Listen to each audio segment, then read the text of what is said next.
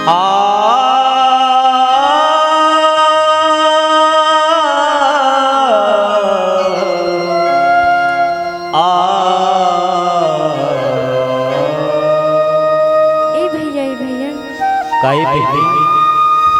Gram विधा में चंदनी बूंदा फूल गई। चंदनी बूंदा फूल के बहनी हाँ भैया मैया की अंगना में चंदनी बूंदा फूल गई, राजा फूल गई माटी के भार। मैया की अंगना में तुलसी के पीरवा फूल गई, राजा फूल गई माटी के भार। मैया की अंगना में चंदनी बूंदा फूल गई, राजा फूल गई माटी के भार। मैया की अंगना में तुलसी के पीरवा फूल गई, राजा फूल गई माटी के भार। तीनों नारी सोहरावत है, तीनों नारी सोहरावत है, परमानंद सुख पावत है। फूल गई राजा फूल गई माटी के भार। मैया की अंगना में चंदनी बूंदा फूल गई, राजा फूल गई माटी के भार।